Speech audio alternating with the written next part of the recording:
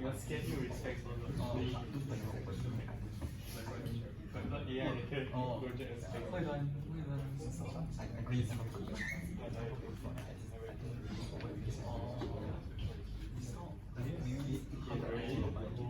It's like you just need to run the installation.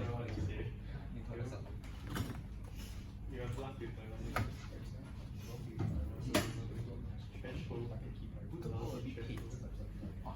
Someone that looks kind of like you. I don't know where. I make is they give you the Python power. Actually, I guess it's like seeded by the time. So like when I open when I query the server, then you see the current type, then it's the type into my program. Yeah. I run my own Python program to find the seed. Then I use a number into the terminal. Then it's a correct number.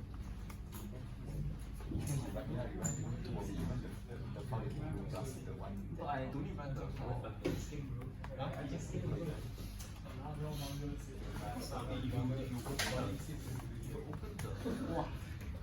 you query the server, then you run the file. The seconds will mismatch. Actually, you can. What?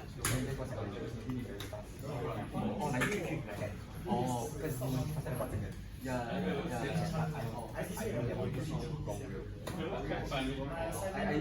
made my own program. Then when the server gave me a time, I input into my program.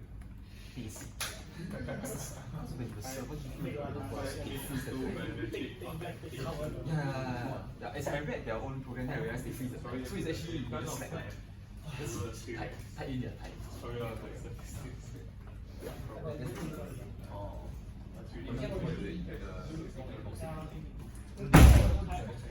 You just take the function.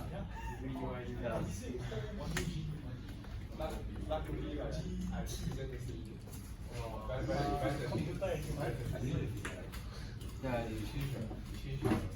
they don't then quite check.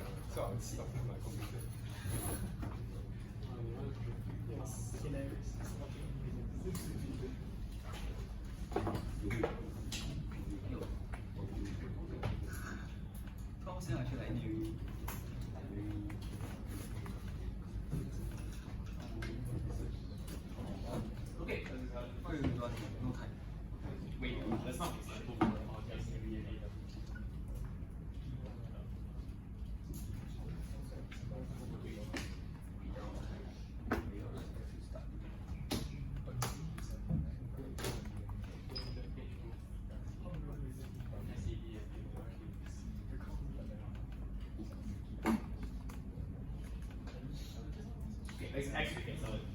Okay, so welcome to another week of 207.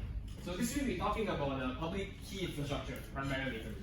The reason why that's important is because basically all of HTTPS, most public key based systems, primarily HTTPS relies on a public key infrastructure that you rely on every day as well. So it's going to be important to know how that infrastructure works because you sort of implicitly trust it every time you use the internet. So I'm about to show you how much trust we've sort of implicitly put in this system, and I think I wanted to reconsider whether or not you really intended to trust all this information in the first place. But we'll get to that by the end. So let's start with your basic stuff. We're doing poll everywhere again. Please use /computer/phone. Dump results and carriers if they're used to it. Let's see, roughly we have 4, 8, yeah, probably about 20-ish people, 20 people, plus minus a bit. Please dump info in. Yeah, there's not that many polls because some of the answers are mostly like I would say open-ended questions. So we're gonna have to do the whole someone answers the question thing in a bit because if I try to even the trickiest options you can come up with for some of these just still give away the answer. So, we're gonna have to do a bit of open-ended. Yes, just wait for a few more.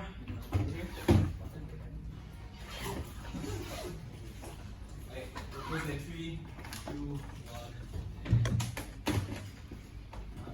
Really? 1.25, 1.5? Alright. Well, I don't think I believe that much, but let's just go with the all good for now. Plus maybe tiny little bit less. So be it. Yeah, 3 is remove the 1.5 or 1.25. I don't think I really need that anymore. Okay, so we're going to cover some of the questions we didn't cover from the previous tutorial. So let's take a moment to talk about that. So here we have the classic idea of a Mac. We'll review this quickly and then we'll go on to how it was used. So if you recall correctly, a hash was used. A hash is used basically to take any large amount of information, whatever it might be, any arbitrary size, and sort of deterministically shrink it down to just like 160 bits or whatever it might be. The difference here being that you can't really reverse this process. Right? It's a one-way sort of function that gives you this hash. And the point of the hash is that you will send it along with your message, and the receiver will compare the two, and then if the hash of the received message matches the hash that was sent, you know that both of those things are the same, came from the same source, most likely. The problem with sending a hash is that if you have to send a hash to a secure channel, right? If you send your message is always going to be sent through an insecure channel, because if you have a secure channel for the message, then this is all a moot point. Okay, but assume you have an unsecure channel or insecure channel for your message, you will also need to send your. If you send a hash through this same insecure channel or different channel, any attacker can basically take your message, change whatever they want, recompute the hash, and then send the hash along with the message, right? So there's no point in sending your hash in an insecure way if an attacker can change both the message and the hash. Then there's no point doing this at all. That's why the MAC and the signature were sort of invented, primarily so that you can send your hash across an insecure channel and still have it received at the end, and then only the correct person can decrypt the hash, and then you can compare it. So in this case, what we see here is the MAC, which is where we take the hash, we encrypt it, essentially with a symmetric key, you send it to the other side decrypts it, and then compares the message and the hash. So this is sort of a fundamental principle behind almost any integrity scheme today. That's what we're talking about. So here we have a good friend Bob again, who always doesn't learn the number one lesson of crypto, which is don't roll your own crypto. So once again, he decides, let's just take perfectly good AES and dump our own like crappy idea on top of it. So he says, someone told him about HMAC, and he's like, sure, why don't we just use that, right? So here we have a plain text, which can be split up into n blocks of plain text, and he goes to the usual AES CBC algorithm on the side, right? You get some, you put some IV in, assuming you put some key in K1, and you get some ciphertext out of it. Okay, but this is a perfectly valid stream of information, right? It's just normal AES CBC. There is nothing special about it, right? But what Bob decides to do is to sort of go one level above and beyond, because he thinks more security is better, of course. And he wants to sort of preserve the integrity of this message. He takes every single block, one by one, and he basically runs a hash on them, encrypted hash, basically HMAC.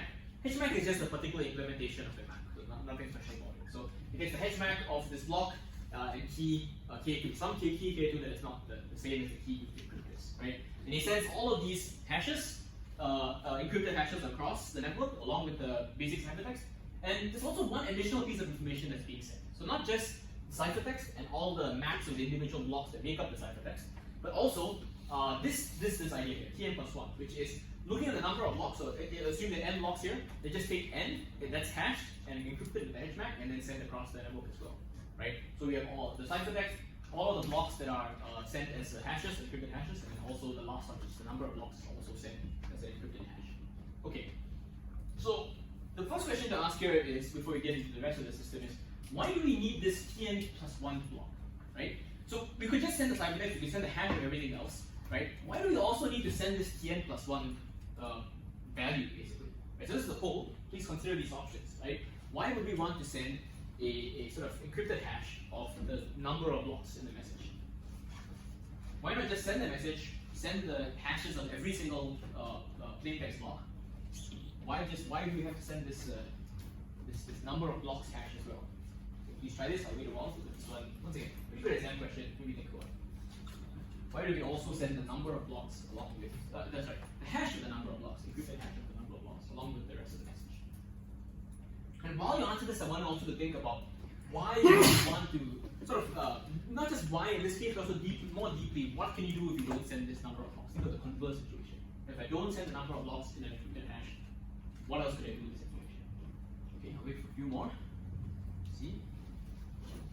Okay, the number of people here. See, you close it in 3, 2, 1. So let's see. Okay, good. So it's kind of this kind of spin that we're getting today. So let's just address some of this. So let's come with the first idea, right? Let's preserve the confidentiality for the number of blocks.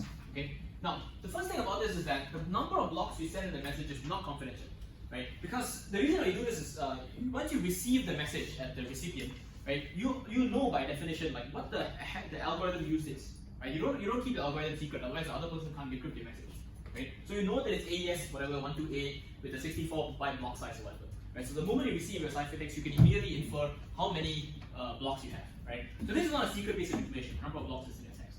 Okay, let's talk about the next one. This one is a little bit more interesting, right? The AES decryption process cannot be performed without knowing the number of blocks. Okay? Now, this is once again a little bit vague, but what I'm trying to get at here is that you don't actually need to know the number of blocks as part of the decryption process. Like when you run the decryption algorithm, you don't ever pass in an input that is the number of blocks. You just give it the whole message, and it just decrypts it block by block based on the block size that it knows, right? You don't pass in a separate parameter that says that here's all the blocks that are given you, here's 8 blocks, you just decrypt it, right? You don't have a separate piece of information. It's encoded basically into your ciphertext, right? And the known size of the block that you're decrypting, right? So the block size is fixed, like you know it for your algorithm, so there is no, once again, no secret of number of blocks, you just pass in the ciphertext. But you're right, if you don't have the right number of blocks, right, and depending on how you do it, you won't get the right plain text back, that's for sure. Right, but you don't pass in a separate value that indicates how many blocks you have. Okay, now let's get to the real one, right, which is the integrity of the number of blocks. Okay, this is particularly what we care about. We care about the number of blocks that we were supposed to send is the number of blocks that we received. Right? Because someone tell me quickly why this matters. Why do we care about the number of blocks? What can we do if we don't send the number of blocks? Let's see if we can modify it somehow. What could a tracker do in this case? It's open-ended, so what do you think about it? Why do we send the number of blocks as a MAC, and what happens if we don't send this information over? What could we do if we could change the number of blocks? Okay, first question, could we add more blocks? Do you think so? Could we add more blocks? Okay, who says yes, we can add more blocks if you're an attacker? Okay, who says no? Wow, okay, sure. Let's assume 110 bit. Yeah, we can't add more blocks, right? Because the encryption of any block depends on the values of the blocks before it, right? So, and then also you don't know the key. You can't even encrypt the value because you don't know the key that was used to encrypt it, right? So, okay, you can't add blocks, but you can remove them, okay? But the question is, where can you remove the blocks from? This time someone tells me, I've sort of solved this enough for you. Where can I remove the blocks from in the message? Huh? The back of. Well, why the back of the message?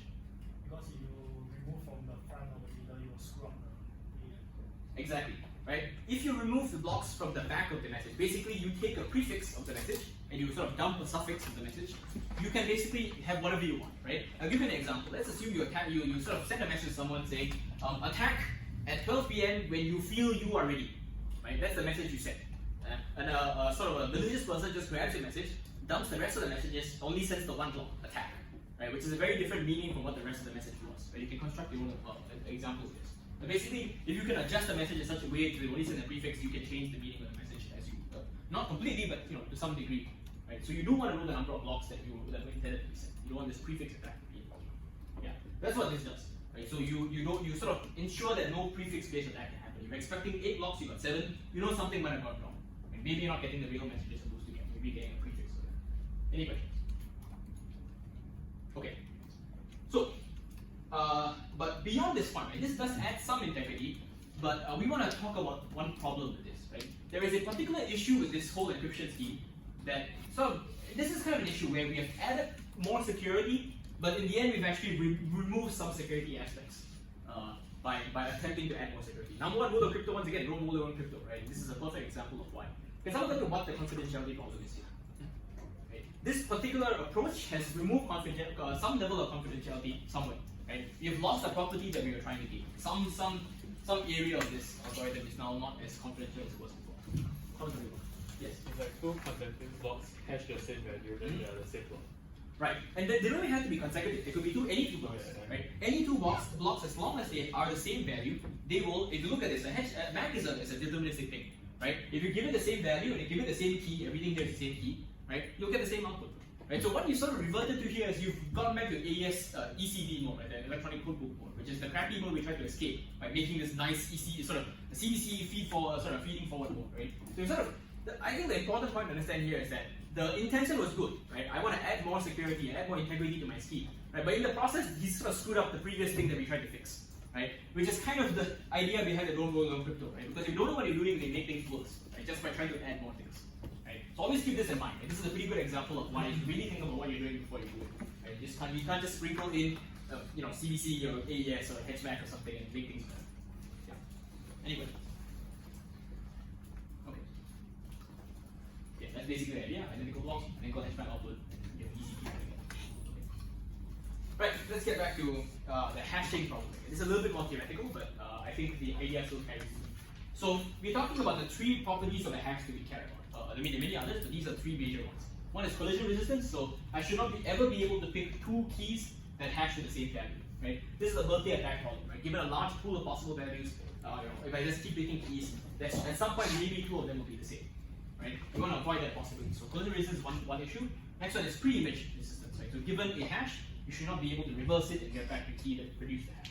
Right? And lastly, we have secondary image, which is much more difficult thing to break because much more difficult thing to attack because given something, you're trying to find something else that matches the same value, as opposed to this where you can choose any two values. Here, one is fixed. So you really have to find exactly the value that matches. Right? So the question is, you're asking whether these properties are related. Right? Whether they're related or not. Right? So now, assume now, the question says, assume now we have a fast algorithm A. Right? And what A does is that given any hash, it will reverse it and it will get back the input again.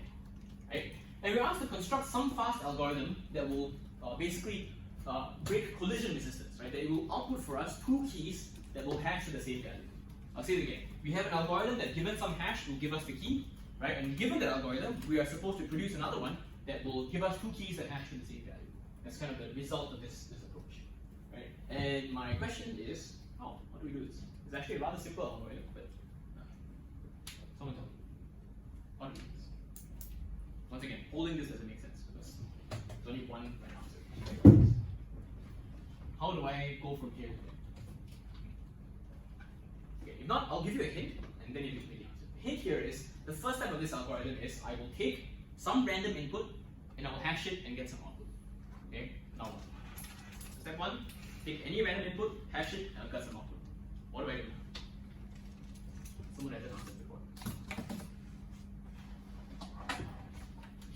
I'm not leaving notes for this one, so please think about it. It's a good enough exam question again. So if I have an algorithm, I told you the first step of this getting a collision resistance algorithm is that you will pass in some key, you will output some hash, and now what do you do?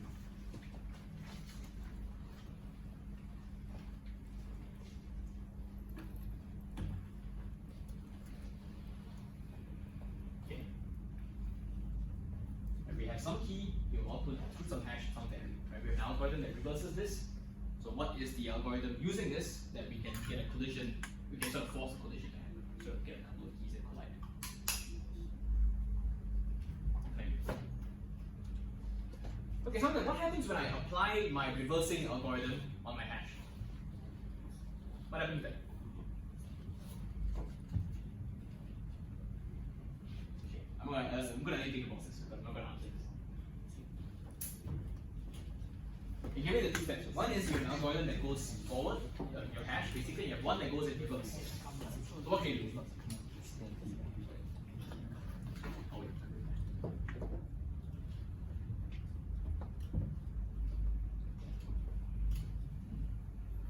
Think about it.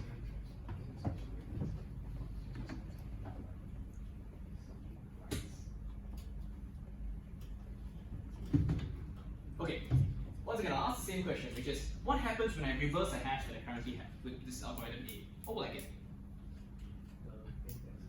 I will get the plaintext. What does it mean to have the plaintext? I'll get a plaintext. Okay, why am I getting a plaintext? What are the other possibilities? Okay, the more general question here is, let's say I have any hash, right? How many possible values can map to this hash? Can someone give me an exact, let's say I have some hash, how many possible values would I have? Most likely, a map to this hash. This is a bit of a trick question. There's no mathematics involved here. No, it cannot be one. I want you to think about this. Okay, this is why this is an important question, right?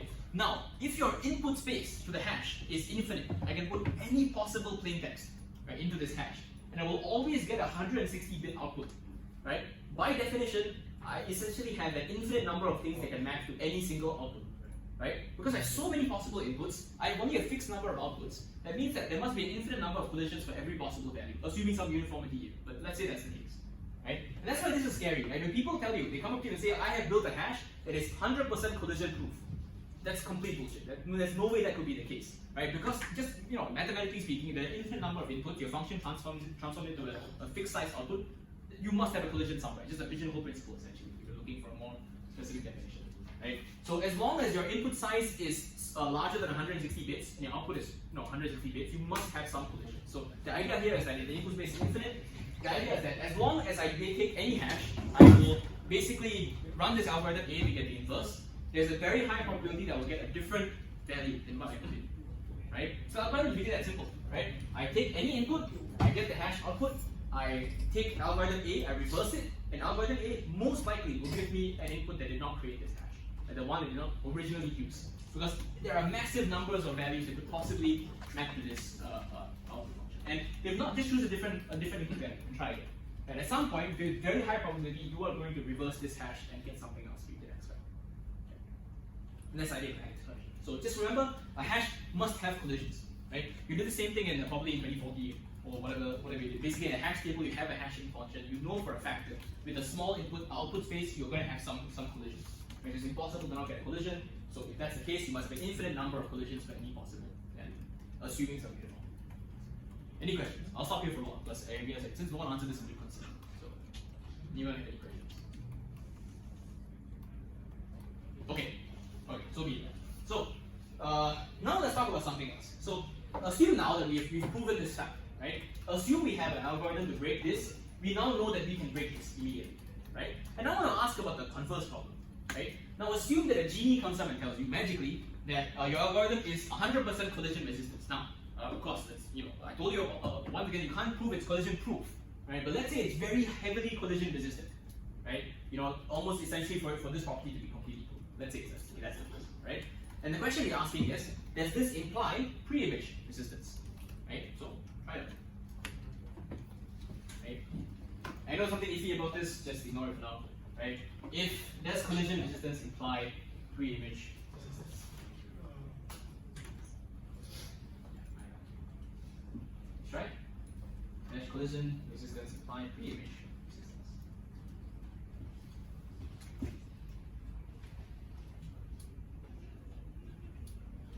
wait, 3, 2, 1. Okay, 75% of people here didn't read the tutorial because the answer is in the tutorial question, right? Read it carefully, read it. It says specifically that this is true, and you just have to prove that this is the case. Right? Now I know. Now I know. All right. This is not going to look good on your multi-class response report.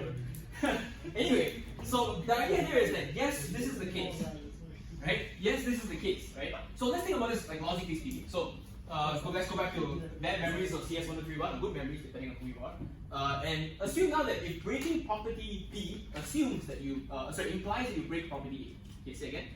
If you know that breaking property B implies that you break property A, right? That means that breaking property B is a sufficient condition for you to break property A, right? Sufficient, right? It's all you need, right? And if you sort of reverse that idea, or sort of reverse it, you sort of look at the other side of this, is that means that if your property A is unbreakable, right? That means that there is no way that property B can be broken.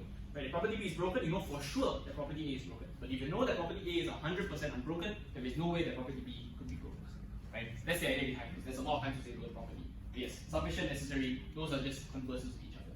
Yeah. Anyone not get this idea? I had a logic equation at the bottom, but then someone pointed it out as a little bit wrong. But yes, this is the English version of it, which I think is a little bit easier to understand. Any questions?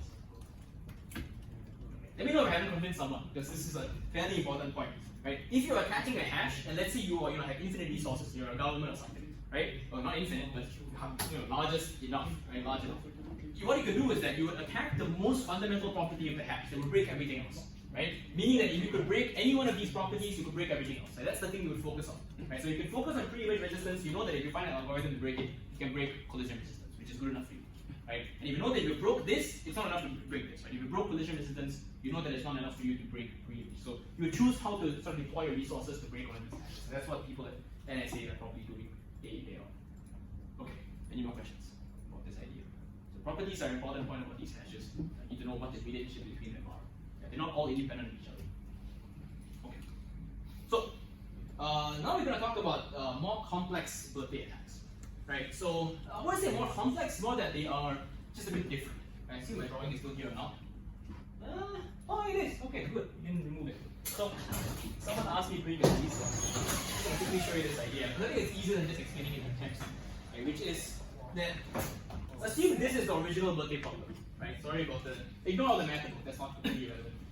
Assume this is the original birthday problem, right? You have a large set, right? And you're basically asking, right? Assume you keep picking people from this set, or assume you keep building this set and increasing its size, right? At what point will two people in that set have the same value? Right? That's sort of the idea, the basic birthday problem. Here we have it slightly different, right? We have a large fixed set of n bits, right? Let's say an n bit string, a large set of some fixed size, right? We already take a subset of this set, so there's already a fixed subset, and we are basically making our own set, and we randomly choose values to build our own set. And the question we're asking basically is that, at what is there a chance, like let's say I have a very small set versus a very large set, what's the probability that this intersection will be non-zero, essentially? What's the probability that basically this image version that you will have any intersection at all, right? And that's the difference between this and the birthday problem. We're talking about an overall set and two subsets that we're selecting, right? In this new version. In the old version, we just have a set that we're slowly expanding, trying to see at what point do we have two things that we see. Right? Those are two different ideas altogether, which is why the two algorithms that don't overlap. So given that, okay, so given that information, we have this this probability equation, right? How is derived? Don't need to know. Why? Also don't know. Right? Doesn't really matter. That's not the point of this module at all. Right? We're telling you that this is the equation. You can of course go and find out how.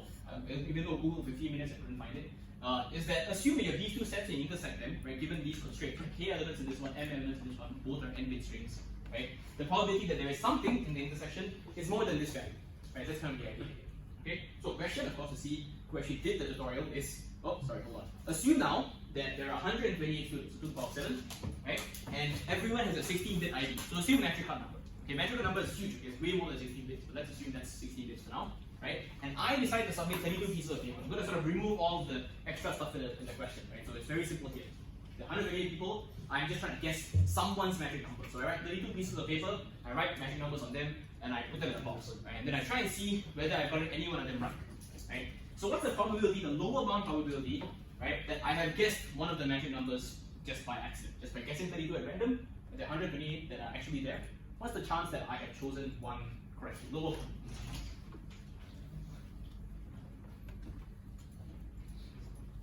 Okay. 32 IDs, and I'm trying to guess from a pool of 128 that also have the 16-bit IDs, and of course the universe of possible guesses is 2 to the power of 16. So those are all the possible IDs that are out there. Question being, what's the chance, what's the lower bound chance that I will guess one of these things correctly? You try to compute this, because I think the rough magnitude of the answer is going to be important. You get a feel for what kind of difficulty breaking this problem will be. The 16-bit ID, 128 people, take 2 guesses. And while you're going to answer, I'll describe the other idea, which is notice that it's a lot easier, birthday problem plus this idea together. It's a lot easier for an attacker to guess something than for a defender to defend against it, right? An attacker just needs to get one thing correct. A defender needs to get everything correct, right? So really consider what side of the fence you're on, right? If you're an attacker, your life is honestly a lot easier, right? You just wait for some new attack to come out, right? And then you just attack the system, right? You just need to find one hole, just one hole in the system, right? The defender has to protect against like the person at the front desk, that puts a password on the computer with a sticky note, who like calls her friends and tells them a password over the phone, all this kind of stuff, right? That's the person you have to defend against, the weakest link in your security chain, right? And it's not usually not the algorithm, it's the person. Okay, so let's see what this chance is. 6%, right? Essentially it's 6%, and I can show you, math, because I'm lazy to do it, so I just dumped it into Wolfram Alpha, right? Obviously, who's going to compute this on their own? Haha. Which is, so this is the equation, right? And essentially, in this case, we have a 16-bit number, we have 2 to the power of 7 people, and we have 2 to the power of 5 messages that we're writing, right? You run this in, it spits out basically 0.06, so basically 6%, right? Although I'm not going to run this on my own. So, yeah, 6% is basically the idea. And the question we're asking is, what is the number of messages that we need to reach 50% probability that we'll get something correct? I'll just give you the answer because it's basically just the equivalent of you plugging 0.5 into the equation. It's 358 pieces of paper, right? So if I have 32 pieces, I have a 6% chance of guessing something correctly. If I have 358, I will have a more than 50% chance of guessing that correctly. If you want to check my math on that, I will refer you once again to Wolfram Alpha, which did my math for me. Right? And this is a very nice equation, by the way. I just said, here's all this stuff, solve for n exactly. Please tell me what the value is. And it's like, oh, it's about, 3%. Yeah. So 387, that means that 358 is the minimum required to get a vote. So you can't submit 1/4 of the message. Yeah. So the answer might be wrong when you get it. It might be 363 or something. That's wrong. People have pointed it out to me, which is why I'm doing this now to prove to you that the answer is, of course, as such. Yes. So it's 358. Any questions? Right. Note that this is a low bound probability. Right. It's always more. Probability is more than this equation. Right. Not equal. Yeah. So this shouldn't be easy. It's more. Yeah. Okay. Any more questions? Good. Okay. Let's move on. So let's talk about the fun stuff, which I think is the fun stuff. Because this is the really practical stuff, the certificate idea, right? I won't go into too much in detail now because I want to bamboozle you. So let's just talk about the answers and you'll see, right? So a certificate that comes from a certificate authority has 4 pieces of information that you care about, right? The name of some entity, the public key, who knows whose, expiry data, and a signature. These are the 4 things that should be present in a signature. Other things as well, right? But the question is, let's start with one, which is we talked about some public key being present in a certificate of authority cert. Right? The question here being, whose public key is in the cert? Okay, say again. Certificate of authority is giving you a cert, whose public key is in the cert? Okay, this is such a fundamental idea, actually, please try this. Whose cert is in, whose public key is, whose key is inside the cert? Yeah. Wait a while. Let's try this, some super important, because it's like a fundamental idea to certification, the certificate of authorities. You need to just certain something. Okay, wait. 3, 2, 1. Okay, good. Okay, so not much bamboozling. So the idea behind this certificate authority cert is your job is to basically prove the relationship between some person, like some identity, and a public key. Right? So you're basically saying that this person owns this public key. That's the whole job of the cert, right? Plus some other information. But that's the primary responsibility of a certificate, right? The reason why you need this, of course, is because you don't trust this person to tell you their own cert, right? You tell them they will tell you their own public key. And let's say, for example, I send you a message and I say my public key is XYZ, right? I put it on my website, like I just did, right? If I do that, you really have to trust me, right? And what we're doing in this case is we're delegating this trust to the certificate authority, this CA, magical CA that has all this information. Okay? So a couple of follow-on questions here that I think are important. Firstly, how do I get this mapping? Right? How does Alice get this mapping of her email and public key to the CA? Okay, this is not a tutorial, but I consider this to be a very fundamental question behind this idea. Right? How do I tell the CA that these 2 pieces of information are correct? Right? Here's option number 1. Okay, I won't give you any of the options. This is the one only option. Right? I will write a mail, snail mail, okay, and I'll write in the email, hi, I am Alice, okay, my email is this, and here's my public key. And I will mail this over, snail mail, over FedEx, over to the certificate authority. They will receive this mail and then they will put these details in their system. Enough or not enough? Okay, what's the say not enough? Why not enough? Why is this not good enough? Why is it not enough? It's very slow. Okay, it's slow, but is it secure? Let's assume the slowness is out of the way. I agree with you, it's slow. Is it secure? I have told the CA, I am Alice, I own this email address, right? And this is my public key. Enough or not enough? Anyone could have written a letter, right? Okay. Okay, let's say I give you option number 2. Okay, option number 2 is, I am Alice, I write the same thing, and I am Alice, here is my, here's my public key, okay? And I take my private key and I sign this message, right? I sign this message and I send it over snail mail to over FedEx once again to the CA, right? So I send my name, my public key, I sign this on my private key. They get to use my public key which I provided, decrypt the message, and then see whether or not it's correct. And once it's correct, the person who had this private key must be the one that owns this public key. Enough or not enough? Why not enough? What am I missing? You just sign it with the private key of the public key that you sent it. That's okay. We're still okay, right? We send the public key. That's okay. We've signed it with our private key. We only know that information. That's all good. Right? We have proven that only I could have possibly sent this message. Right? It's true. Right? Because only the person with the public key can possibly sign this message and have it decrypted with the public key. Sorry, can sign it with the private key and have it decrypted with the public key. Only person that can do that is the one that owns this key. Right? What am I missing? I'm missing one crucial piece of information here. Well, not information. I'm missing one step. Right? You're right. Only I could have sent this snail mail. Only I could have been the one to sign it and send it. What have I missed on in this process? I said I'm Alice. Here's my email. Here's my public key. I sign it on my private key and I send it over. Okay? Not enough to prove this. Why? This is a very, very important point. Why? Otherwise, CAs have really nothing to do. They just sit there and just accept this information. What's the challenge of a CA? The difficult part about it. What do you think? Think about this mapping between this email and this public key. Right? Have I proven that I have this mapping? Have I proven that I have this mapping between this public key and this name, this email? Right? That's the important point here. I have never proven in any of these steps that I own this email address.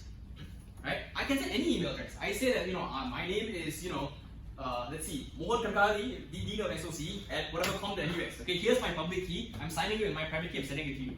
Right? And from then on, that becomes the mapping in the CA. Doesn't make sense, right? Because I've never proven at any time that I own this email address. Right? So the one way to do this would be to send this email, right? And then have all the information inside and then sign it and then send it over. That's the only way I could prove to them definitively that I own this email address. Right? Why this matters is not just a random thing, is that when you make your own HTTPS certs, when you set up your own website with your own HTTPS cert, you have to prove to whoever the person is, VeriSign, DigiCert, or today's free one, Let's Encrypt, which I recommend heavily. Right? If you do that, you will have to prove for them that you own the domain. There are things they will ask you to do to prove that you own the domain. You have to do some DNS changes or something basically, but you have to prove to them that you own. There's a challenge and response that will happen. Right? So as much as you talk about this concept, just remember that the initial information about this mapping has to be proven in some way that is outside of the usual encryption scheme. You have to do some sort of challenge and response to prove that this is the case. Please remember this. Right? It's not enough for you to say that I own this email address, here's my public key, sign it. No, you have to prove that the identity mapping really is something that you own. Yeah. Which is why names are not so good. People can have the same name, right? There's no point saying, here's my name, Alice, and here's my public key. How many Alice's are there? Right? Imagine I say, my name is Tan, and here's my public key. I was like, which Tan? There's like 50 bajillion, right? So you're not going to get a public key out of that. Okay, I'll stop belaboring this point. Next point. The certificate has a signature.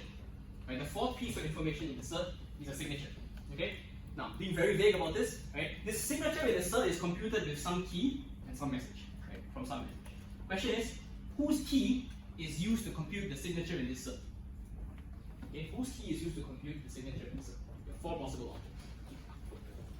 And this comes to the fundamental understanding people need to have about asymmetric encryption. Right? Public and private key, they have those across different people. Right? And what do they mean? So, whose key is used to compute the signature in this cert? Okay, 3, 2, 1. Alright, let's see. Oh, very good. Not bad at all. Not bad at all. Okay, so let's go through these ideas one by one and see why they're wrong, right? Of course, you know that the last one is the right answer, maybe, right? But the important point is why is it the right? Why can it not be any of the other answers, right? Now, imagine I'm the CA, the certificate authority. I'm going to just call it CA, right? And I encrypt the signature with Alice's public key. Okay, who's the only person that can decrypt the signature? Alice. Right? I've made a completely useless signature. I cannot. I send it to Bob. Bob's like, what the hell do I do with this? I don't have a private key. I can't do anything. Right? So that's not the way. Let's take Alice's private key. Firstly, the certificate authority should not ever know Alice's private key. Right? That should not be a thing that happens. Right? So this is also not something that's likely to happen. Now, let's say I take the cert and I put the signature in there as my, I use my public key for the signature. Right? Who can decrypt this signature? The CA, right? I sent Bob a certificate that only I can decrypt, right? That only the CA can decrypt, which is once again doesn't really work, right? The last option we have is the CA's private key, right? Which means that Bob can now check the cert with my public key, decrypt it, and see whether it really comes from me, the CA. Okay? Now, important question again. Sorry, let me go here. Which is, here we assume that Bob has the CA's public key. How? How did this happen? How did I get the CA's public key? Someone come. What's the easy way you can think of that you get this public key? Online. Okay, let's think about online. Okay, I go to the CA's website, ca.org or something, right? And what it asks me to do, where's your HTTPS cert? I have no idea how to trust it now because I don't have their public key. So I can't even go online to find the public key because I don't have HTTPS, right? I don't even have this root CA public key. So I can't even use HTTPS to go online and check the public key in a secure manner, right? So I have no initial way of getting this public key. So how does it happen in real life, do you think? If I can't go online and download this public key, over HTTPS, how do I get it? What do you think? Hard, right? Hard problem. It either comes pre-installed in your computer somehow, or it comes in your browser or something. There is an extra bootstrapping step somewhere else, right? And people have tried to exploit this extra bootstrapping step. Well, anyway, that's just one side of the story. So how you get this key is also important because everything has to start from somewhere. This is basically the somewhere. Okay. anyone who's confused about this, I need to get this public key somehow, and I can't go to the internet to get it because I don't have any HTTPS or whatever. I don't have any initial trust at all. Who do I trust? I have to trust someone at the start, and that's difficult here. Okay. So what's the answer? For which one? This one? How did they get up? Depends. Usually pre-installed on the OS, pre-installed with the browser they download. One of the two things will be the case. Yeah. We'll look at the first option, which is OS later, and you'll see some stuff. Some really interesting stuff. Okay. We'll talk about self-signs quickly. There's no question here. Generally, one option you have if you don't trust CAs, right? If you're a paranoid dude, okay, you can self-sign certs. So be it. You can only accept self-sign certs. Okay. What that means is that you send me a message and you also send the cert to me at the same time. Right? It's not so crazy. What it means is that you are trusting that they provide you the correct certificate. Right? And you decrypt it and you see with their public key whether it's right or not. Right? It's not right and so. Right? The issue with this is that you have to now not just trust a single CA, you have to trust all these random people. Right? Do you really trust, I don't know, some random dude in Liberia with this, public key cert or something? No hate against Liberia, but let's say this random guy cert, right? Do you really trust that? Right? And if you trust 1,000 people versus trusting one CA, what's the chance that one of these 1,000 people will be malicious? Right? So there's always this constant argument, I guess, in computing security about trust. Right? If your mom and dad, you tell them today, tomorrow you want to go to Google, you need to basically email Google and get their private key. Right? Are they going to do it? No, right? They're really going to want to just hopefully trust some big organization that will just give them all these public keys. Which is why PKI has been so successful. Right? Because you don't need to do anything. Right? You get one root CA public key, and then you download everything else, and everything is fine. Right? You just trust the CA. Right? You trust the company, which you do every day anyway. Right? But it's been very successful, but there are sort of holes in this system, I would say. Yeah. Root CAs have been compromised before. Right? So this is just another alternative which has its pros and cons when it comes to trusting versus essentially centralized versus decentralized trust. Now note that there are systems that work with decentralized trust. Bitcoin, for example, works very well, even though there's no trust really, and you just know that 50% of the system is not malicious. Right? So there are systems to work on this, but this is a very, very active area of research. How do we prove, or how do we do things without trust? Right? Can we do some computation on some intermediate value without trusting either party? All these things have come up recently. So we interested in these something. Right. Okay, let's look at the Luminous cert. Okay, best website in the US. And have a look at the cert. Yeah, I said best website in the US. So let's look at the cert. Right?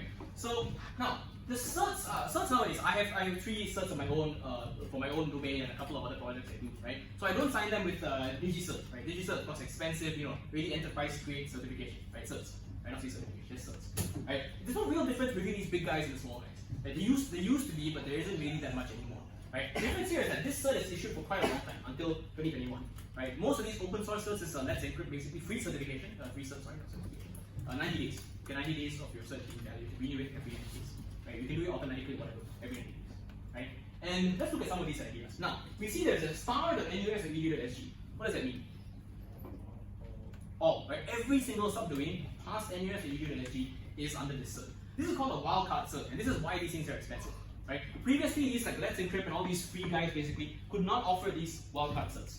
Okay, these are pretty expensive because sort of the more subdomains you have, the more checking you have, the more load your server gets from your certificate.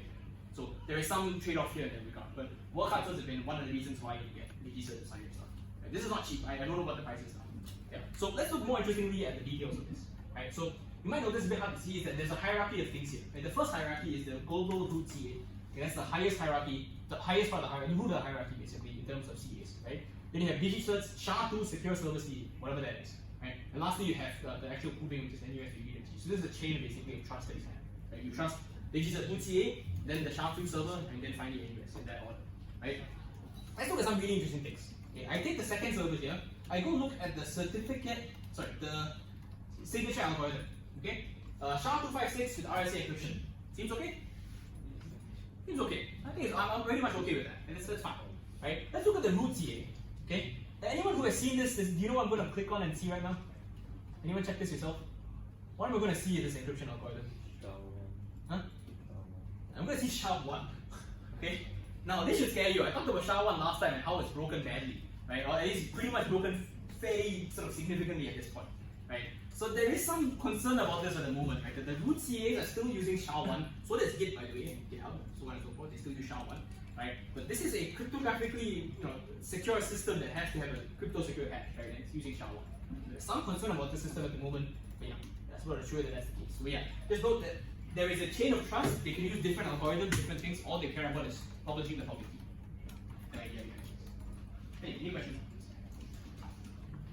last thing, and then take your attendance after, because there's an online system, they do all that piecing around, is I want to show you what the certs are on your computer.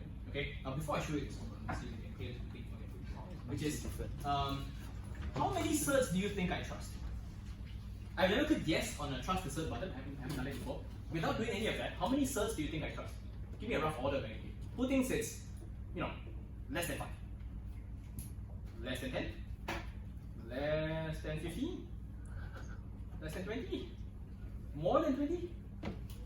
Well, let's find out. Okay, let's roll the script and see. You can download the script online and use my slides also. Let's see. Okay, I'll show you again in case you missed that.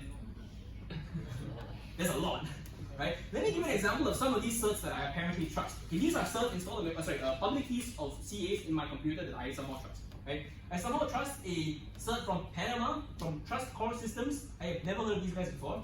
I trust stuff from Chunghwa Telecom Co. Never heard of them. Secom Trust Systems, Hong Kong Post. Hong Kong Post. Okay, I haven't seen this one before. This is a bit new. Okay, I don't know if this is post as in post request, but I think this is more like post as in postman. So I don't think it should be there. My point here is that you don't know any of these companies. Right? You don't have a personal relationship with any of these people, right? But you implicitly trust all of the information they give you. They tell you this is a cert, you're just like, sure, give me the cert, bro. Right? You don't know anything about these guys, but you trust all of their certs. Right? My point is that there are a crap ton of these things that you don't even know about. Right? They said, sure. Who are these guys in Madrid? What the hell? Camera Firma. They even have an embedded URL in the name. This is really weird. So these are all the things I trust, right? Somehow. Right? So once you start point of view, the root CA system is not a perfect system. Right? There are a number of sub CAs that are delegated out to, and you don't know whether these are good guys or not. You just don't. Yeah. That is the fundamental problem with root CA ideas, or CA-based encryption, or PKI-based systems. Yeah. So a lot of people suggest if you have an issue, just build a public key infrastructure. It'll be fine. Right? The real issue is that you don't know really who you're trusting after a while, and that's kind of the fundamental issue of security. Just trust. Okay. Let me quickly summarize. Take attendance with that online system, and then we'll go. So if you're just while we are talking about this, please take out your phone and have a QR reader ready. So you can use this QR, scan code on the thing. I'll show you. Just have a QR reader. So anyway, summary. Adding security is not really adding security sometimes. Right? Most of the time, when you try and add security, you're sort of destroying some properties fundamentally. Right? Think of adding an extra hash algorithm or extra level of DES encryption. Are you really adding all that much more security? Sometimes you just end up destroying it, which is what this HBank idea did. Right? So just adding security doesn't always mean adding security. Okay. Then after that, we have collision resistance and pre-image resistance, how the relationship between these properties are. But in general, I think the idea is look at the properties that your system has and think about how they're related. Right? They're not all independent of each other. So breaking one might mean breaking the others. Right? So that's an important point of most of these systems. And you have to consider what you want to attack. Right? You want to attack the highest value target or the lowest value target depending on how much resources you have. Right? And then after that, birthday attacks. Right? So we have a different version of them this time with multiple sets. And then we talk about the whole idea of CAs. Right? The idea that the CA is just the only job is to give you the public key to identity map. Right? That's all they're there for. Right? And they do this properly. And they have the root of trust and so on and so forth that has to be part of the system. Right? And then they talk about self-signing certs as an alternative if you don't trust root CAs. One of the reasons you might not trust them is that if you look at your com, you have plenty of these root CA certs and you don't know anything about these pieces. And you have never trusted them in your life, you've never met these people, you never shook their hand. You don't know about them at all. Okay. So we just pre-take attendance, so all we gotta do is